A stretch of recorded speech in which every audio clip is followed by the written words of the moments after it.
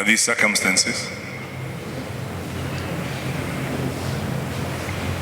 But let me start by thanking you all for being here for us as a family, and to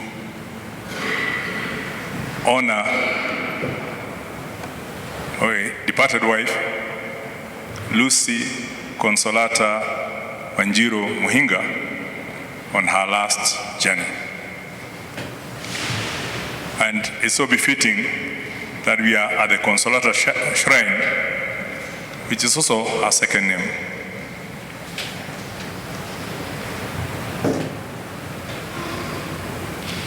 Lucy and I began our journey in 1983 at the BCom class of 1983 to 1986.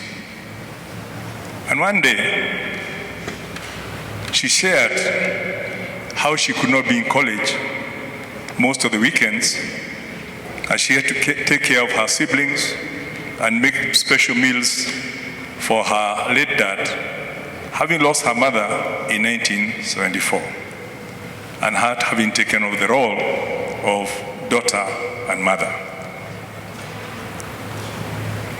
I was eventually roped into the family through the delicious meals that she would bring from home to her Hall 12 residence, and I would partake of that. And I got attracted to her unusual caring and self-sacrifice attitude, and thus began our dating and eventual life together, from our meeting in 1984, culminating in our wedding on 29th of October, 1988. Sadly, 3 weeks after our honeymoon, her dad passed away.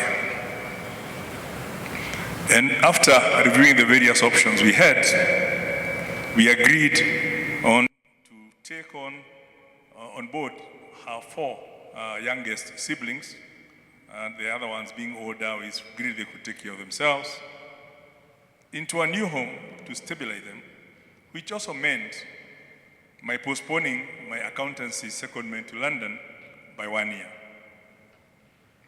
Now, that gesture on my part was greatly repaid with overwhelming love over the rest of her life, a matter she often referred to. And it's no wonder, in 2018, she easily took in my aging mom, now 100 years, to live with us under her care. And my mom is actually here. Of course, she has no idea what's happening. We eventually left together in April of 1990 to start a new life in London for 2 great years of bonding and traveling across Europe, while still keeping tabs on our families in Kenya. And since then, we've traveled the world together and been part of one another's life in various activities. You see one, you know the other one is in the neighborhood. I remember Lucy for many things over the last 40 years that I've known her. She was never moved by material things. Those who know her simplicity. She only put on makeup when our daughter insisted. In our entire married life, Lucy never operated a personal bank account.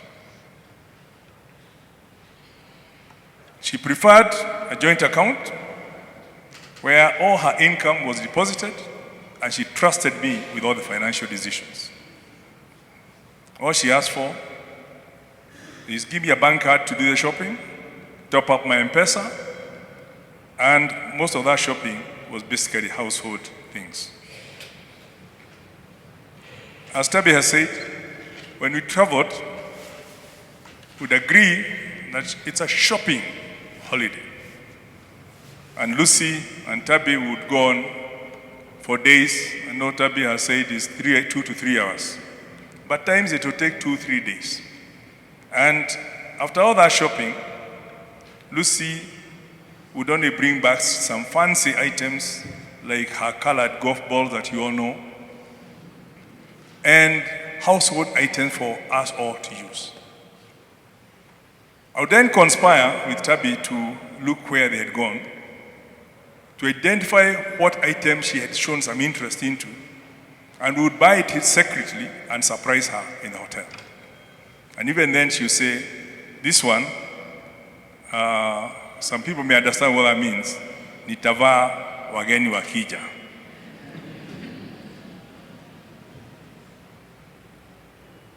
Lucy, however, loved handbags.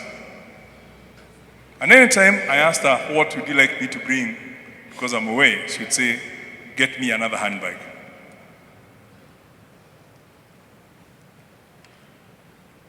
And if she liked one, there was no choice. I remember in one of our travels, we went to Rome in 1991 by train, and she saw a handbag that she liked. But the shopkeeper said, perhaps, if you don't like what we have another shop in Milan. We're in Rome. And we have more variety there. And Lucy said, you heard what they said? Let's get on the train. So we get to Milan, we get to the shop, we look around, and she said, I don't like what you found here. Let's go back to Rome to buy what we have seen. We get back to Rome and find the shop closed. So I say, what do we do? We are supposed to be traveling to Zurich because it's a trip we had kind of worked. She said, no problem, let's sleep over here. We pick our handbag, we reschedule the journey tomorrow. And that's what we did, and we bought 2 handbags that she treasured. That's Lucy for you. We've been told about her care in the community and her orphan fostering program and sponsorship, which extended to creating over 200 plus people under her care and her sponsorship.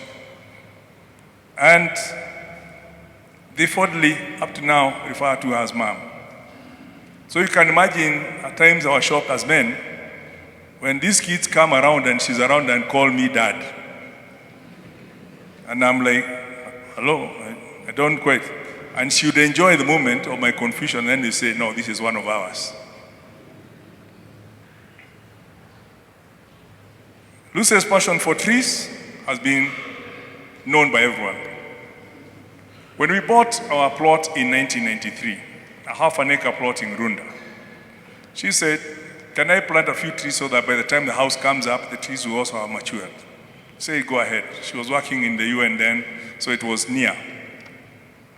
By the time we went to now, plot the house with the architect, we found the whole plot was full of trees. And it took my late dad to convince her to cut some of those trees with the promise that he would allocate her a specific piece of land in Kipipiri to do her trees. I don't need to go through all the things she did in Kipipiri. We know she did over 600,000 trees, seedlings, and at 10,000 each, you can look at the local economy. We're talking about 6 billion invested through trees when they mature. And I think the first crop has already matured and people have had the benefit of it. I knew Lucy as a lady of utmost integrity. And I believe the chairlady of KLGU has given one of the examples. She never wanted to hurt or harm anyone. She trusted people and expected the same honesty. Unfortunately, this is not always reflected in the political outcomes that we all go through. And accordingly, even as she rested, she's never reconciled herself to the results based on the promised support on the ground and who she was interacting with. And it will take a miracle to get me back into politics. Lucy only committed to things that she was convinced about. And when I initially introduced her to golf through a birthday gift of a Titleist golf kit, hoping to entice her to golf, it stayed in the store for 2 solid years. And she told, if you want it, take it back to the shop, buy me what? Buy me a handbag. But I got very good ladies, and I see Virginia Murioki here and company. I asked them, can you convince Lucy to play golf? They did.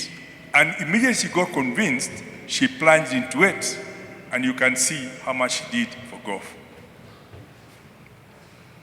We know about her dancing, and thank Father John for playing her favorite song, Mafataro. Mafataro means my needs. And every time it will be played, she will come to me and say, come, my Mafataro, let's go dance. So it had much more meaning to her than just dancing the song. You are my needs, and let us. So it's good to. We know about her cooking skills. Every time when in Kipipiri, whether in field day or campaign, we used to refer to Lucy's car as a catering unit. Because you got in there, you had a sandwich, you had food. Mine was just kuna kitu. And she did all that, those snacks, late in the night alone. Lucy loved herbal medicine.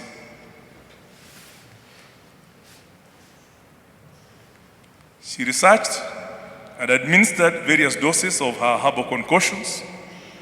And obviously, I was a prime guinea pig. If you sneezed, if you had food poisoning, if you were bruised, anything, she'd be there with something. Be it some spices, cocktail, some ground charcoal, some vinegar.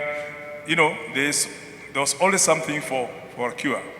And Philip Kinisu at home gave us an example of how he was cured at Vipingo by Lucy when he had a bruise and nobody was attending to it. Often, her treatments worked. Let me also mention, even when I was away, I know one time in Zimbabwe, one time in South Africa, when I had food poisoning, and I called her, she sent me a recipe to give to the chef on what to prepare for me to cure my tummy. And it worked. Now, often all these treatments worked, except, of course, the one that she tried to convert my gray hair into black. And after a week of patiently being applied on my head and being told to sleep for a few minutes and then it's uncovered, it didn't work. And obviously the second bit was because I'm allergic to honey, and she tried all manner of these because she believed honey is good, and she could not call me honey because I'm allergic to honey. So she got a beehive at her home to grow organic honey so that perhaps I'm allergic to other honey. But even after that, I didn't. And I believe after that, she's never harvested any more honey. We had our coded language. And Lucy thrived in getting names for different things. Be it our school, be it our dogs, she would always look for a name. And even everything we did. So for example, she would ask me, I'm going shopping. Have you finished your korikori? What's korikori? You know the shaking sound you get when the capsules in the... Have you finished your korikoris? Or in London, she would call the London underground a gaturu. Gaturu is a squirrel from where it emerges. And there's only one person who knew about that. And since that day, my cousin who just came from the US yesterday, Nyambura, they started referring to another as gaturu.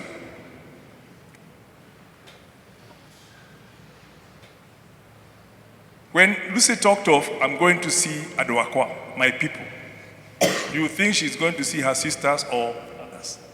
What she actually meant is to see Morgan, to see Pepper, and Sue, her treasured dogs. I can go on forever, but suffice it to say, Lucy, no doubt, loved me. She loved us as a family, and she gave her everything for us. And literally spoiled us in a way we probably could not reciprocate.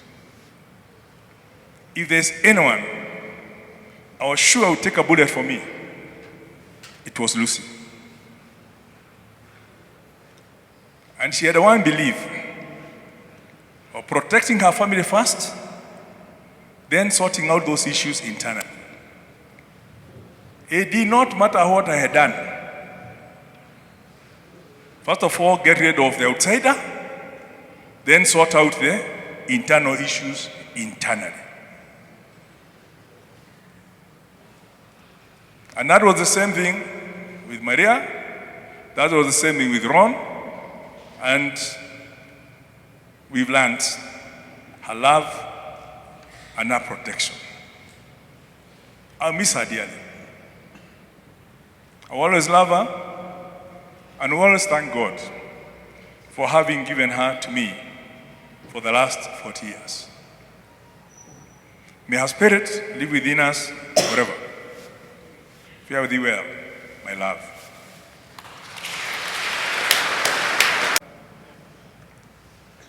Once again, I want to thank everyone for walking this journey with us. These matters came to us very abruptly, but it's through your love and support that we're able to stand here. We ask that you continue praying for us and that you join us in Kipipiri on 17th of February, when we will do a bigger memorial service and celebration of Lucy without the constraints of time that we have, because we need to honor our commitment to the church, as well as our commitment to honoring Lucy's desire that she should not be kept, and that we can celebrate later, but we need to make sure that we have carried out her wishes. So we created 17th of February as a full day where we can go and celebrate and dance and plant trees and talk in celebration of what Lucy meant to each one of us. So welcome on the 17th, and many, many thanks for being with us from Tuesday, and we believe you'll be with us until the 17th.